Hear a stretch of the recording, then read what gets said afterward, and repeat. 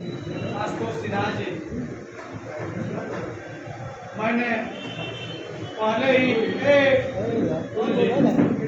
सेवा नाम दिए देश के महान शिक्षक,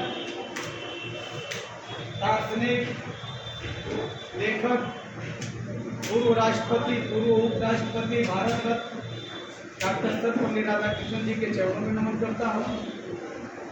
देश के महान क्रांतिकारी समाजवादी नेता, बिहार के लेनिन के नाम से प्रख्यात समाजसेवी, गांव गरीब पिछड़ों वंचितों की इस देश में प्रखर आवाज बाबू जगदेव प्रसाद कुशवाहा जी की शहादत दिवस, उनकी पुण्यतिथि पर सादर नमन करता हूँ। आज के कार्यक्रम में मैं अध्यापन जीवन में भी और राजनीति में भी हमारे ब्लॉक के सबसे सीनियर नेता, अग्रज पथ प्रदर्शक, समाजवादी झंडे को बुलंद करने वाले आदरणीय श्री चंद्रिका यादव जी, समाजवादी पार्टी में जिला और बहुत ही सीनियर,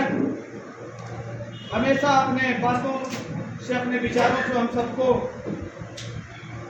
हम सबका मार्गदर्शन करते हैं प्रधानाचार्य आदरणीय श्री रामदरस पाल जी, अख्तर कादरी साहब, बहुत ही अपनी तकरीर कुछ ही समय में उन्होंने दिया हम लोगों के बीच में, बहुत ही अच्छी बातों को बताने का काम किया। जो अपनी बातों को रखे, बाबू जगदेव प्रसाद जी के बारे में विस्तार से सारगर्भित बातों को, उनके जीवन परिचय पर अपने मुखार बिंदु से बातों को रखने का काम किया। समाजवादी पार्टी के राष्ट्रीय सचिव, पूर्व जिला अध्यक्ष श्री राजेश कुशवाहा जी, और जो लोग हमारे बीच में अपनी बातें नहीं रख पाए, बहुत ही सीनियर नेता भाई केसरी यादव जी, राज्य कमेटी के सदस्य, श्री अशोक बिंद जी, पार्टी के जिला उपाध्यक्ष, श्री मदन यादव जी, पार्टी के एमएलसी के प्रत्याशी रहे, स्थानीय निकाय के भाई हरेंद्र जी, जोधपुर जिला पंचायत के सदस्य हैं, सुभाष यादव गुड्डू जी, जिला के उपाध्यक्ष हैं समाजवादी पार्टी के। इन समय में इन्हें भी ये स्वीकारना पड़ा, हमारे साथी परेशान रहे और एक साथी जो अस्वस्थ हो गए, आज नहीं भी आ पाए, उनको भी घर जाकर हम चाहेंगे पप्पू भाई और कमलेश, वो क्या नाम उसका है, कुशवाहा जी, वो श्याम नारायण कुशवाहा जी पारिया, वो आज नहीं आ पाए, अस्वस्थ हो गए, उन्हें भी घर जाकर आप लोग सम्मानित कर दीजिएगा। मैं आप सबका बहुत बहुत अभिनंदन करता हूँ कि आप लोगों ने समाजवादी पार्टी के द्वारा जो एक शिक्षकों के सम्मान में एक छोटा उपहार समझिए, चाहे आपके सम्मान में एक प्रशस्ति पत्र हमारे मुख्य अतिथि जी के कर कमलों द्वारा, हमारे संगठन के साथियों के द्वारा जो समर्पित किया गया, इस समाज को कहीं न कहीं एक दिशा देने का काम करेगा और समाजवादी विचारधारा को मजबूत करने का काम करेगा। मैं आप सबका अभिनंदन करता हूँ। बातें तो माननीय पूर्व अध्यक्ष जी और हमारे सभी वक्ताओं ने कह दिया। सर्वपल्ली राधाकृष्णन जिनके बारे में जितना कहा जाए बहुत कम है,